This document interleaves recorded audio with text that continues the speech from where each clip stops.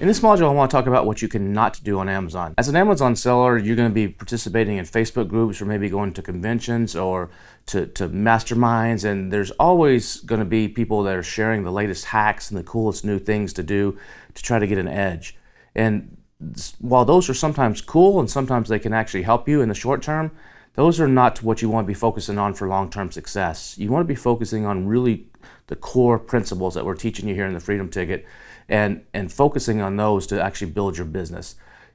If you just focus on the hacks and you're always trying to get the latest secret and the next best cool little thing to do, it's not the way to build a great foundation and to hopefully sell your business for a lot of money one day. But in this module, I just want to talk about a few of the things that you just need to be aware of and to make sure you try to avoid. Now, one of the biggest issues with selling on Amazon is there's a lot of black hat techniques.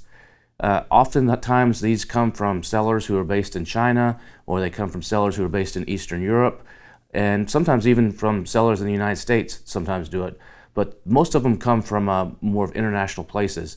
And these techniques are techniques where they're manipulating the system. They're finding flaws in the coding of Amazon, or they're finding loopholes and they're exploiting those loopholes. Sometimes it's malicious, where they actually are attacking competitors and actually changing pictures or changing listings. Sometimes it's manipulating the code to be able to take over a dead product that maybe someone was selling for several years and it had 5-star reviews, and they figured out a way that they can merge their new product into that product, and so it kind of takes over those reviews and looks to the customer on Amazon like it's doing really, really well, when in fact all those reviews are pretty much for another product. There's techniques where people go in and they change the bullet points and the descriptions. There's black hat techniques that people use to rank products. They open 10 different accounts on Amazon, and 9 of them are basically throwaway accounts, and one of them is the one that they care about. So they do all kinds of malicious things or improper ranking techniques on 9 of those, and then they merge it into the one good one. So there's all kinds of crazy stuff that happens. So anytime you are hear about black hat techniques, you need to actually stay away from those. But you do need to know sometimes that you're up against those, and that's why when we're doing product selection, if you recall in some of the product selection modules, I was warning you against the review rates, how fast are the review rates going, and that's one of the warning signs that I look for. If the review rates are going up too fast, or if there's been a lot of reviews taken away, that's an indication of those kind of techniques. And remember, I also talked to you about certain product categories I stay away from, depending on the pricing or depending on where a lot of the sellers are based, because there tends to be more of these black hat techniques coming from those types of countries. So there's a lot of reasons that you need to know about the black hat techniques, but you should not participate in them. There are some masterminds and some Facebook groups out there where they share these kinds of things, and sometimes it's interesting to know, but I encourage you to not participate. In fact, just recently Amazon actually shut down over $1 billion, that's $1 billion with a B, dollars worth of sales on Amazon from several companies, several big companies that were using some of these prohibited activities. They were actually manipulating reviews. They had a huge database of like 200,000 customers that they were using, and they were actually manipulating the reviews and boosting up products, and Amazon shut them down completely, banned them forever off of Amazon. Because if you actually get caught doing something you shouldn't be doing on Amazon, sometimes it's just a slap on the hand. Other times it's a major suspension. And suspensions can last from a few days to sometimes weeks, to sometimes months, to sometimes forever. So always err on the side of caution and try to follow the rules as much as you can. Now, there are a few things that you need to be aware of if you are suspended. If for some reason you do get suspended, and sometimes it's because you did something innocently, sometimes it's because you maybe did something that you know you shouldn't have done. But what you're going to have to do when you get suspended is usually Amazon will give you some sort of a vague reason why. They oftentimes are not very specific in the reasons why they actually suspend you, and you got to kind of figure it out. Sometimes by just opening multiple tickets in Seller Central, you can finally get a person that will actually tell you what the reason is. After 3 or 4 different emails, they'll actually tell you and give you a clue. Other times they expect you just to know. They expect you to, like, you should know what you did wrong. Tell us what you did wrong. And what they'll usually ask you to do is write what's called a plan of action, or a POA. And these need to be short documents. They're not long-winded. They're short and to the point. Amazon usually has like 3 sections. They want you to state what the problem is, what you're going to do about the problem, and how you're going to prevent the problem in the future. And each one of those, you don't want to go into elaborate detail. You want to get straight to the point, because the people that read these things read them really quick, and they only have so much time to deal with each one. If you get long-winded or not clear, they're just going to reject it and move on to the next one, because they're scored based on how fast they evaluate these. These plans of action also, when you do these, you always have to admit the guilt. Even if you know this was a stupid customer, or this was not your fault, it was something else, you have to always admit the guilt and take the full responsibility for whatever happened. So you always have to be the fall guy when it comes to Amazon in writing these plans of actions. Now, you can do these yourself and submit them yourself. If they reject it, they'll usually give you 1 or 2 more tries to actually correct it. Sometimes you don't even know what the reason is. You may get suspended for something called used sold as new. And you're like, what the heck is, I don't sell used products. All my products are brand new from the factory. But the used sold as new category on Amazon encompasses a whole bunch of things. Used sold as new can be a customer perceived something as being used. Maybe the box was damaged and it got shipped out to them damaged, or maybe it was leaking or something like that. That can go under that category. There's a whole nother plethora of things that can go into that category. So sometimes you have to play a guessing game with Amazon, unfortunately, as to what did I actually do wrong, or what did a customer complain about that got me suspended. Or if you were doing some sort of black hat or other activity, you probably actually have an idea of what you were doing, and you're going to have to come clean on that and say how you're not going to do it again. Now, you can try to doing these yourself, or if you want to look in the Helium 10 Trusted Partner Directory at directory.helium10.com, you may find some recommended people who specialize in this. It specialize in helping you get your account back when something goes wrong. They charge a fee depending on what the problem is and how fast a service that you want. But there's a whole group of people out there that some of them used to work at Amazon, some of them have a lot of experience, years of experience dealing with different sellers, and so they know exactly how to write these things. They know exactly what to say, what to do to try to get your account back up as quick as possible. So consider that if you really get in a bind. But now let's look at a few of the things that you really just need to be aware of that you make sure you don't do. Links or URLs in your listing are prohibited. So if you're showing your packaging in the pictures on Amazon, make sure if your URLs printed on your packaging in the images, those don't appear. You can't put URLs or links in your images, in your bullet points, in your description, in your title. No URLs anywhere. The only URLs that could be put is if you're maybe answering a customer's question and it's a link onto Amazon to another product. So if a customer asked a question and said something like, hey, is there an accessory for this coffee maker that you sell? Where can I get the filters? You could put, oh, our filters are available here. Here's a link to it straight on Amazon. So only within Amazon can you put any kind of link. Now on your listings, you can't promote your other products with links. This is only in the Q&A. You can actually promote your other products though in the A+ content. And when we get to that section later on in the course, I'll show you how you can actually kind of cross-sell some of your other products using the A+ content feature on Amazon. Keep in mind, no links. No links in your emails if you're using the follow-up program from Helium 10.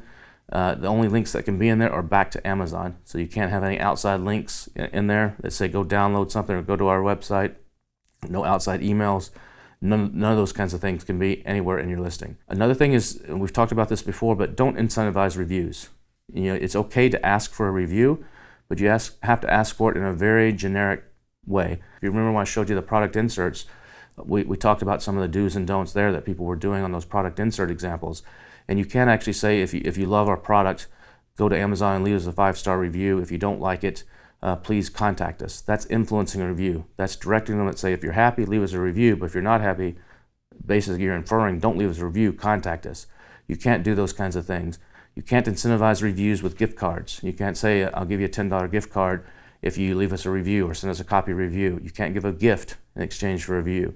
You can give gifts, you can give gift cards if you want to, but they can't be any way tied to reviews. If Amazon catches you on that, they will suspend your listing and perhaps even your entire account. So be very careful on that. The only people that are allowed to get products for free in exchange for a review are people that are in the Vine program from Amazon.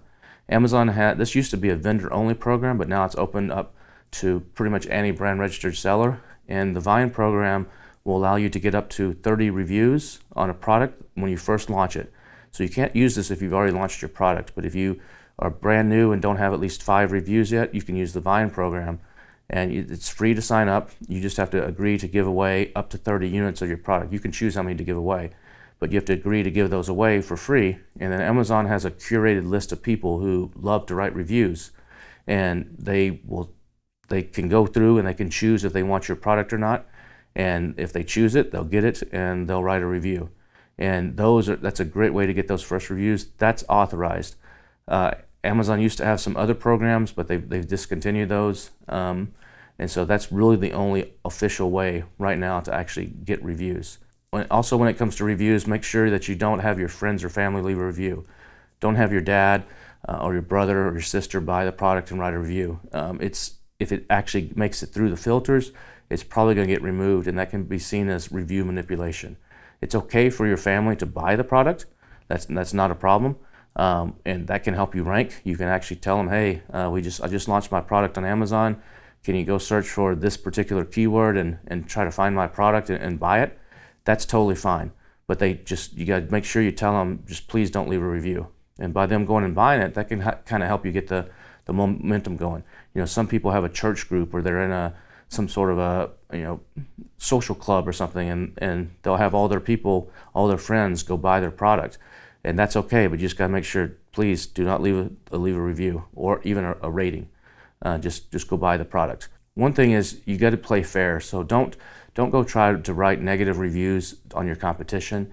Don't try to go upvote or have people upvote the bad reviews on your competition in order to make them look bad or to get a bad review risen to the top.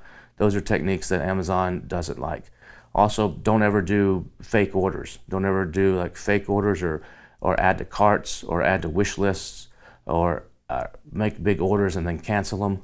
Don't do any of those kind of techniques that to try to help you rank either. Another area where you got to be really careful is on some of the products that could be considered illegal to sell or just not allowed in certain states, like CBD products, some adult products, some hazmat products can be tricky. So be careful if you're going to be selling something like that.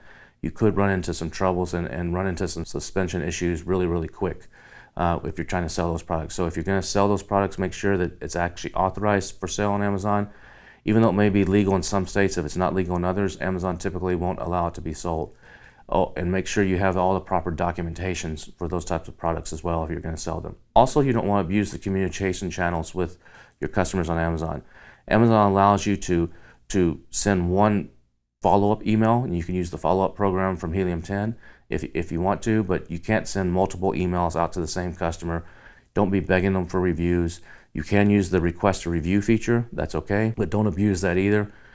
Amazon doesn't like you trying to market to their customers to direct them somewhere else within Amazon's platform. Once that customer is yours, if they've bought the product on Amazon, they saw your package insert, they went to your website, they filled out their information, they gave you their email address, then you can do whatever you want. But within the Amazon ecosystem, they don't like you directing that traffic outside. Another thing that Amazon frowns on heavily is multiple seller accounts. It's totally fine to have many different accounts. In fact, I have like 5 different Amazon accounts. But the key is that each of those has to be distinct businesses. You can own them all, or you can own them with partners, but each one of them has to have its own EIN number, its own bank account, its own brand name. You can't sell the same thing on multiple accounts. So you can't open up multiple accounts and sell the same thing. Some people will try to game the system. Well, they'll have one main account, and then they'll have a backup account. And that backup account basically is the same as their main account. And they go on the listing, and so they'll have their product listing and the main account selling it, and they'll say also available from these other sellers, and they'll have a secondary account there. And that secondary account is there just in case the first one gets shut down. The second one can kind of pick up where the first one left off. And if it's selling the exact same thing and you're under the exact same ownership, that can be a problem with Amazon, and it could be a red flag. So if you're going to open up multiple seller accounts, make sure they're truly distinct businesses and don't sell the same thing on each account. I recommend you don't even sell in the same product category. on each account. And you can request permission from Amazon. It's not necessary, but you can request permission from Amazon to actually have these. Just if you want to make sure that you're okay, you can write an email to seller support and say, hey, I'm opening up a separate account for a new business. I've got a buddy of mine's a partner. I know I'm selling pet stuff right now. We're going to sell beauty stuff. Just want to make sure, let you guys know, make sure it's okay. Amazon will usually reply back with a few questions and say, make sure you do this, this, and this. And then you can save that email. If you ever run into problems, you can use that to try to get back up. Now, a lot of people will say, well, be careful logging in to your Amazon account from different IP addresses. If you're traveling and going to a convention or something, be careful with different IP addresses. I've never had a problem with that. I don't use a VPN. I don't use anything like that. That just can be seen as hiding. Amazon knows a lot about you. They know the fonts on your machine. They know the screen size that you're operating on. They have a lot of DNA about you. And so I would not, as long as you're doing everything right, you don't need to worry about VPNs or logging in to multiple accounts. There's people who manage 10, 15, 20 different accounts on Amazon that switch back and forth. I switch back and forth all the time. As long as it's all legit, you're going to be okay. Now keep in mind that also anything that you're doing on any of the social medias, like if you're doing something you shouldn't be doing and you're paying people back via PayPal, or you're doing something on Facebook or one of the other social media accounts, Amazon has partnerships and they share information between each other. So there is a trail there, so be careful if you're doing something. Amazon does work with other companies when they believe that there's some sort of fraud or manipulation going on, and they do share information with each other. Rank manipulation is another area where Amazon takes very, very seriously, as well as review manipulation. So if you're using ManyChat or chat bots or something like that to actually do some rank manipulation or to do some review manipulation, you're probably going to get caught and you may get shut down. The customers on Amazon, there is a limit on how many reviews they can actually write. It's typically 8 per month or 3 per day. And so sometimes you may actually get customers who say, well, I can't leave a review for the product, or I can't leave a rating. And it's probably because they've already hit that limit. So Amazon puts some of those in. There's other things that they look for, how fast you're getting reviews. If you hit certain thresholds, it can set off red flags. Amazon also has velocity reviews. So if you're a brand new account and you go from 0 sales to 100,000 super fast, Amazon may put you on a velocity review, which they just want to make sure this is all legitimate. So they may hold your funds or may take a deeper dive into your account. So keep that in mind as well. Another thing Amazon really doesn't like is variation abuse. So if you're doing variations, they need to actually be true variations. So it needs to be different sizes or different colors, and not where you're selling different products on your variations. Sometimes you'll see people selling a dog leash, a dog bowl, and a dog sweater all on the same listing, and they have them as variations. You can't do that. It has to be, if it's a dog leash, it has to be the dog leash in different sizes or different colors. So be careful with variation manipulation. Amazon doesn't like that as well, and you can get some hot water for that. Another thing you got to be careful with is using trademarked words in your listing. You know, even in your title, if you're selling a cable that will help charge Apple phones, you can't actually call that an Apple charging cable. You have to call it an XYZ cable compatible with Apple devices. So there's certain ways you have to say stuff if you're going to use a trademark name. You also can't use trademark names in your listing. You can't put them in your bullet points or description or in your back-end search terms. So don't try to leech off your competitors' trademarks by putting them in there. Now, when it comes to PPC, Amazon will actually show your products on your competitors' listings, or when your competitors' trademarks are searched on Amazon, they will show that in some cases. And that's okay. You can actually bid on them there, even trademarks and PPC. You can actually bid on the names of other companies. But as far as when it comes to your actual listing, you can't put those in there. It can get you in some really hot water. And make sure you're not using other people's images or other people's copy. Don't be copying somebody else's bullet points or copying somebody else's images and photoshopping your stuff in. That stuff can get you shut down pretty quick, either by Amazon or by that trademark holder. Remember I showed you earlier in brand registry, you can actually go in and search by images. So someone can actually search to see if you're using their images on Amazon. And if you get shut down for that, you're going to have to, Amazon kind of shuts you down, and then they step back and you have to deal with the person who actually reported you, and you have to fix the problem until they're satisfied. Then they tell Amazon that everything is okay, and then you can come back on. So it can be a pretty painful process if that happens. So be very, very careful about doing that. And if your supplier is giving you images to use, be careful of where those came from. They might have been someone else's images, or they may have some of their copyright on them. So be very, very careful with it. Try to keep everything as original as you can that you create. Also, make sure on your main photos that you don't do anything that's against the rules there. Make sure you follow the terms of service, and we've talked about that in another section, and we have a whole another module coming up on how to create your photos. Pay close attention to those rules and try to follow those as closely as possible so you make sure you don't have any problems as well. Another thing you can't do is any kind of unsubstantiated claims. So you can't claim that your product is the best one at curing something. You can't say it cures a disease. You can't say it prevents something unless you have actually substantiation and proof of that. And you'll need to actually cite that. Otherwise, you can run into some big trouble on Amazon. So you have to be careful with any kind of unsubstantiated claims that you make.